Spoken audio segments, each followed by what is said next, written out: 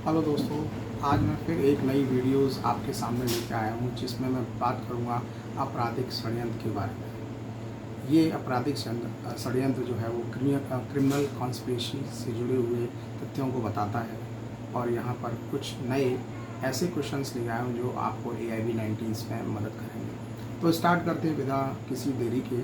तो पहला प्रश्न जो मैं आपके सामने पढ़ रहा हूँ उसमें है, भारतीय दंड संहिता इंडियन पिनल कोड्स की धारा 120A के अंतर्गत आपराधिक षड्यंत्र की परिभाषा ली गई है।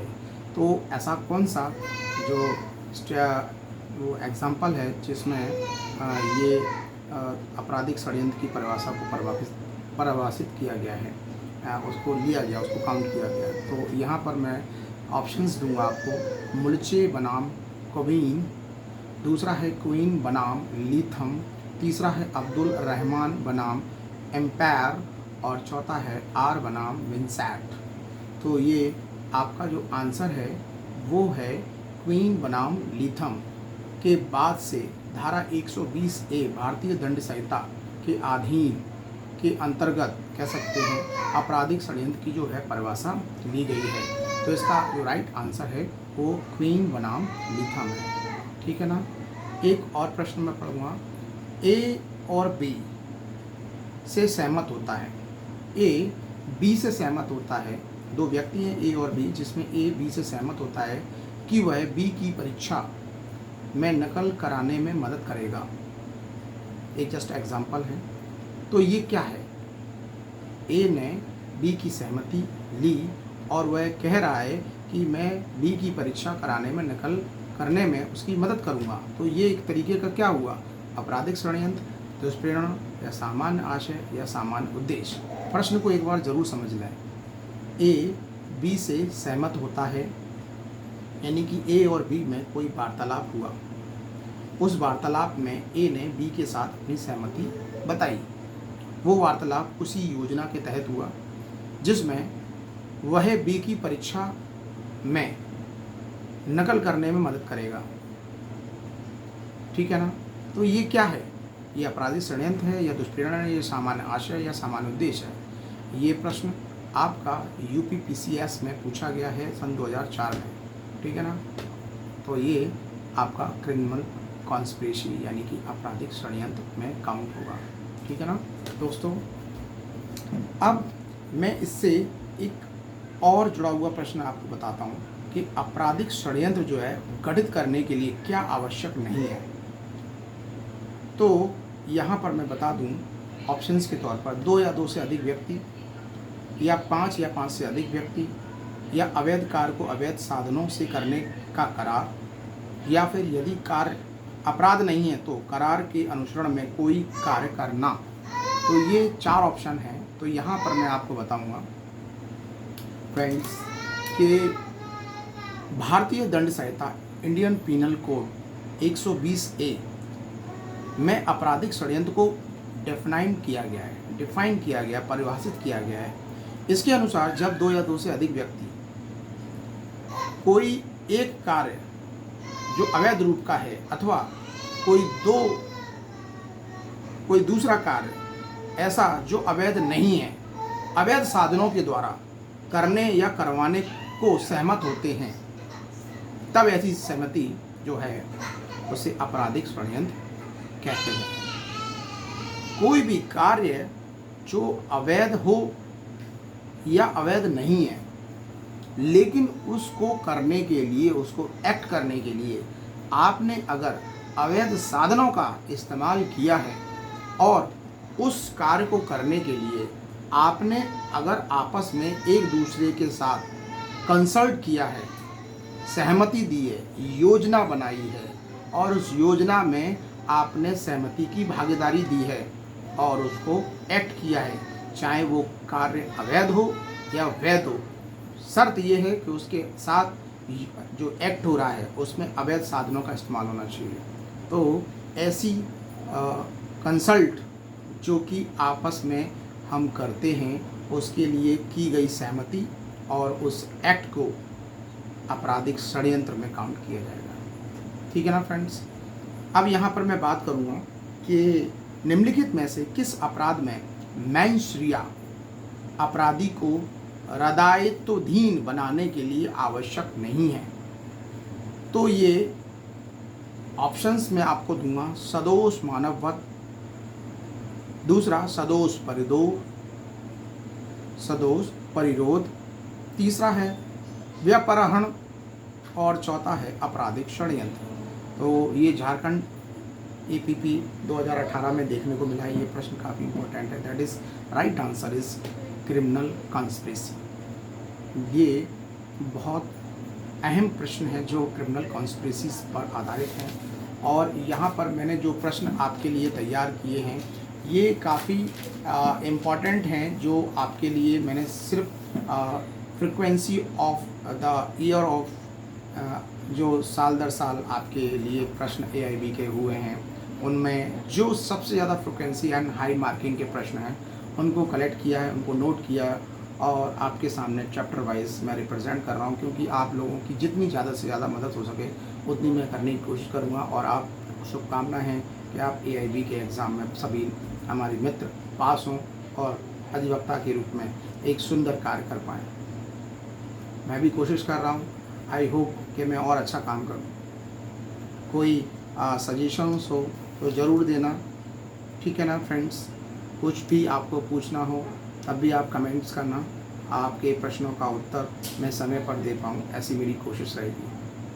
आगे मैं बात करूँगा, निम्न में से किस वर्ष में भारतीय दंड संहिता में आपराधिक षड्यंत्र को सम्मिलित किया गया है। ये प्रश्न भी काफ़ी अच्छा है जो कि झारखंड CJ 2012 में पूछा गया है। 1870, 1913 और 1923 और नन ऑफ दीज। तो मैं आपको बता दूं कि 1913 में भारतीय दंड संहिता में आपराधिक षड्यंत्र को सम्मिलित किया गया था, ठीक है ना। इसके साथ ही मैं यहाँ पर बात करूँगा कि आपराधिक षड्यंत्र गठित करने के लिए क्या आवश्यक नहीं है। 2 या 2 से अधिक व्यक्ति, ठीक है ना, या फिर 5 या 5 से अधिक व्यक्ति, या अवैध कार्य को या किसी कार्य को अवैध साधनों से करने का करार, या फिर यदि कार्य अपराध नहीं है तो करार के अनुसरण में कोई कार्य करना। तो यहाँ पर जो B ऑप्शन है वो बिल्कुल सही है। 5 या 5 से अधिक व्यक्ति ऐसा होना पर्याप्त नहीं है, सही नहीं है, क्योंकि आपराधिक षड्यंत्र को करने के लिए 2 व्यक्ति पर्याप्त हैं, 2 से अधिक व्यक्ति भी पर्याप्त हैं। Minimum 2 persons are required to proceed the criminal conspiracy, ठीक है ना। तो ये बहुत इंपॉर्टेंट प्रश्न है जो आपके लिए मैंने तैयार किए हैं। साथ ही साथ में एक और प्रश्न जो है जो मैं आपके लिए तैयार करूँगा, आपराधिक षड्यंत्र के लिए निम्नलिखित में से कौन सा तत्व नहीं है।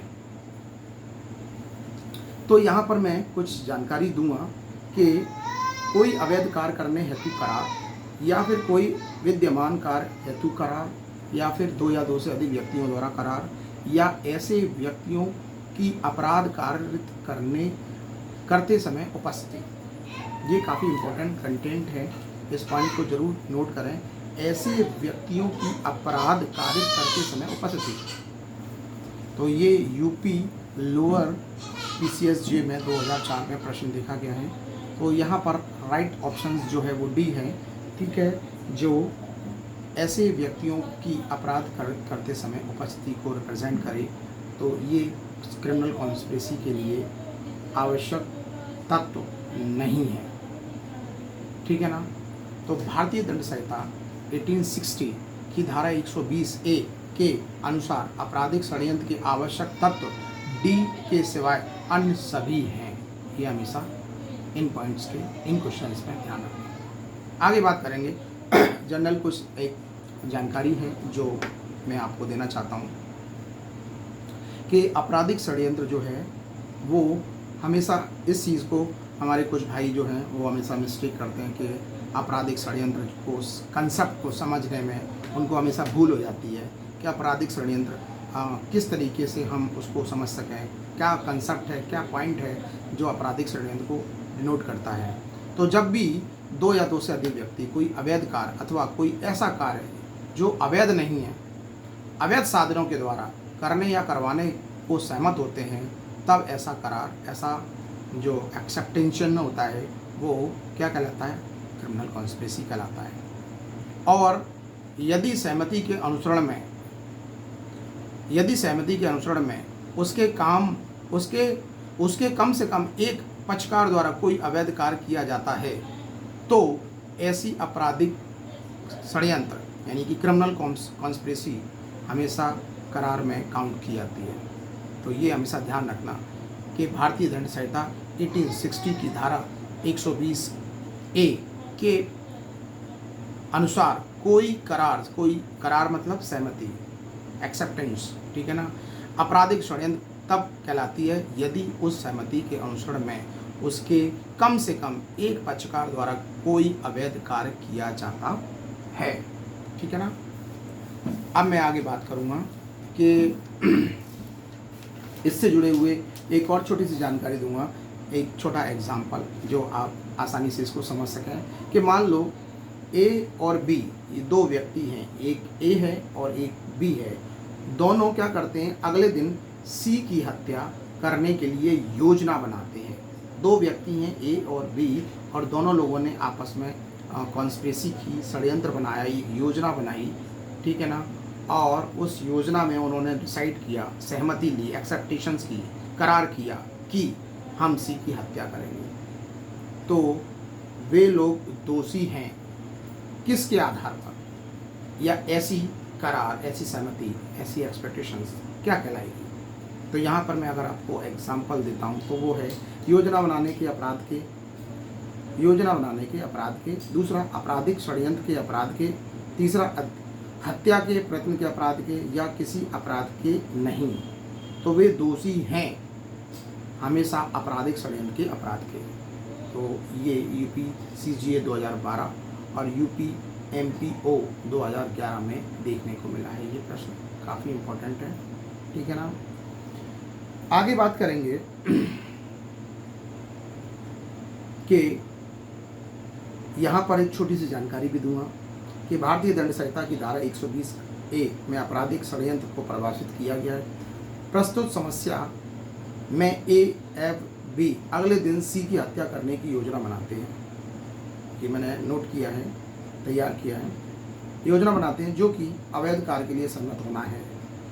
अतः A और B दोनों भारतीय दंड संहिता की धारा 120A के अनुसार C की हत्या करने की योजना बनाने के लिए आपराधिक षड्यंत्र के अपराध के दोषी होंगे। तो ये काफ़ी इम्पोर्टेंट प्रश्न थे जो मैंने आपको क्रिमिनल कॉन्स्पिरेसी से जुड़े हुए मैंने आपको बताए। उम्मीद करता हूँ ये प्रश्न आपको हेल्प किए होंगे। अगले वीडियो में मैं आपको राज्य के विरुद्ध अपराधों के विषय में कुछ इम्पोर्टेंट क्वेश्चंस तैयार करके ज़रूर बताऊँगा। तब तक के लिए थैंक यू, नमस्कार।